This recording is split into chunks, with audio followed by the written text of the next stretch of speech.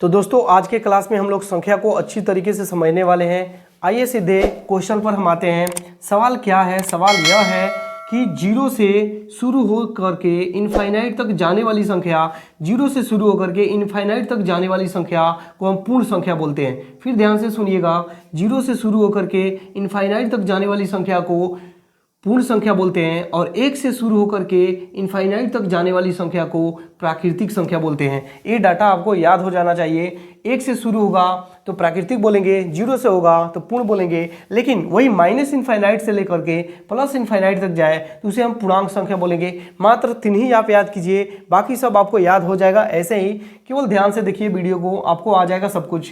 केवल ध्यान ये देना है। अब यहाँ पर सवाल इस तरीके से बन सकता है कि क्या सभी प्राकृतिक संख्या पूर्ण संख्या होगा?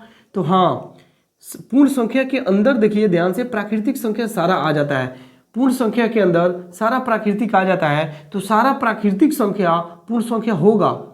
लेकिन इसको अगर उल्टा करके पूछ लिया जाए कि क्या सभी पूर्ण संख्या प्राकृतिक संख्या होगा, तो सभी पूर्ण संख्या यानी जीरो भी होगा क्या? जीरो तो प्राकृतिक होगा नहीं। जब जीरो प्राकृतिक नहीं होगा तो सभी पूर्ण कैसे हो सकता है? प्राकृतिक नहीं होगा। तो इसका मतलब सभी पूर्ण संख्या प्राकृतिक संख्या नहीं होगा, लेकिन सभी प्राकृतिक संख्या पूर्ण संख्या होगा। फिर क्वेश्चन इस तरीके से पूछा जा सकता है कि सभी पूर्णांक संख्या प्राकृतिक होगा? नहीं। सभी पूर्णांक संख्या पूर्ण होगा? नहीं, क्योंकि माइनस के बाद वाला सारा संख्या ये तो प्राकृतिक होगा नहीं, फिर पूर्ण होगा नहीं। तो इसलिए सभी पूर्णांक पूर्ण नहीं होगा, सभी पूर्णांक प्राकृतिक नहीं होगा, लेकिन सभी पूर्ण पूर्णांक संख्या होगा। बस इस डाटा को एक बार आप प्रैक्टिस कर लीजिएगा, आप हमेशा हमेशा के लिए सीख जाएंगे। इसमें कुछ नहीं है, केवल ध्यान से देखिए और एक बार सीखिए, इसको प्रैक्टिस कीजिए, आ जाएगा। अब सीधे हम लोग आते हैं नेक्स्ट क्वेश्चन, सम संख्या क्या होगा? तो प्राकृतिक संख्या में सम संख्या जो भी होगा वो प्राकृतिक संख्या का ही होगा, पूर्ण का नहीं होगा। तो प्राकृतिक संख्या में ऐसी संख्या, प्राकृतिक संख्या यानी एक के बाद वाली सारी संख्या होगी। प्राकृतिक संख्या में ऐसी कौन सी संख्या है जो 2 से विभाजित होती हो और शेषफल 0 आता हो, यानी शेषफल नहीं आता हो? तो 2 से 2 विभाजित होगा, शेषफल नहीं आएगा, 4 होगा, 6 आएगा। तो इस तरीके सम संख्या में 2, 4, 6, 8, 10, 12 इसी तरीके से क्रमवार एक छोड़ करके एक आता रहेगा। यानी इसका एग्जाम्पल हम लिख सकते हैं, 2 हो जाएगा, 4 हो जाएगा, 6, 8, 10 सो इसी तरीके से बढ़ता रहेगा। विषम संख्या जिसमें शेषफल आ जाए, इसके जस्ट अपोजिट सम संख्या में शेषफल नहीं आता है 2 से विभाजित करने पर, और विषम संख्या में शेषफल आएगा 2 से विभाजित करने पर। इसका एग्जाम्पल हो जाएगा 1 हो जाएगा, 3 हो जाएगा, 5, 7, 9, 11, 13 और इसी तरीके से बढ़ता रहेगा। नेक्स्ट क्वेश्चन क्या है? भाज्य संख्या क्या है? भाज्य संख्या वैसी संख्या जो 1 से विभाजित हो, खुद से विभाजित हो, इसके अलावा किसी और भी संख्या से विभाजित हो, उसे हम भाज्य संख्या बोलते हैं।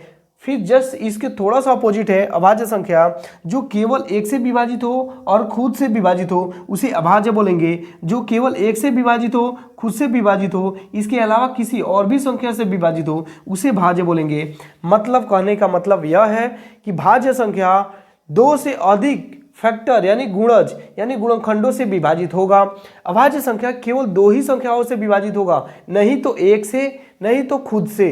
तो इस तरीके से आपको देखना है। आप बताइए, भाज्य संख्या आपके दिमाग में आना चाहिए कि क्या क्या हो सकता है। 4 देखिए ध्यान से, देखिए 4 किस किस संख्या से विभाजित होगा? 1 से तो होगा ही, 2 से भी होगा, 4 से भी होगा। तो ये 3 फैक्टर से हो सकता है विभाजित, इसलिए भाज्य हो जाएगा। 4 हो जाएगा, 6 हो जाएगा, देखिए 1 से भी होगा, 2 से भी होगा, 3 से भी होगा, 6 से भी होगा, तो 6 भी हो जाएगा भाज्य। इस तरीके से अगर हम लिखें 8 भी हो जाएगा, फिर 9 भी हो जाएगा। 9 आपके दिमाग में आता होगा कैसे? 1 से भी होगा, 3 से भी होगा, 9 से भी होगा, तो 3 हो गया। 2 संख्याओं से अधिक संख्या से विभाजित हो रहा है, इसलिए 9 भी क्या है? भाज्य है। इसी तरीके से 10 हो जाएगा, फिर 12 हो जाएगा, 14 हो जाएगा। आप अब समझ सकते हैं इसके बारे में ज़्यादा। अभाज्य संख्या क्या होगा? जो केवल 1 से विभाजित हो, खुद से हो, ऐसी संख्या को ढूंढेंगे। 1 नहीं हो सकता है, 1 नहीं हो सकता है, 1 नहीं तो ना भाज्य है ना अभाज्य है। तो यहाँ पे हो जाएगा 2, फिर कितना हो जाएगा? 2 हो जाएगा, 3 हो जाएगा, 5 हो जाएगा, 7 हो जाएगा, 11 हो जाएगा, 13 हो जाएगा। आप सोच रहे होंगे कि एक कैसे होगा। 2 देखिए केवल 1 से होगा, 2 से होगा। तीसरा किसी भी संख्या से विभाजित नहीं होगा। 3 देखिए केवल 1 से होगा, 3 से होगा। 3 नंबर का कोई ऐसा संख्या नहीं है जो इसको विभाजित कर दे, इसलिए ये अभाज्य होगा। 5 नंबर केवल 1 से होगा, 5 से होगा, किसी और संख्या से नहीं होगा, 2 ही संख्या से होगा। 7 भी केवल 1 से 7 से होगा। 11 भी केवल 1 से 11 से होगा। 13 भी। इस तरीके से आप काउंट कीजिए 1 से लेकर 100 तक ऐसी कौन सी संख्या है, कितनी संख्या है जो अभाज्य है, कितनी संख्या है जो भाज्य है। ये आपका काम है, आप घर पर इसे ट्राई कीजिए और पता कीजिए कि कितनी संख्या है जो अभाज्य है, कितनी संख्या है जो भाज्य है। बस आज के लिए बस इतना ही, मिलते हैं अगले वीडियो में। Thank you.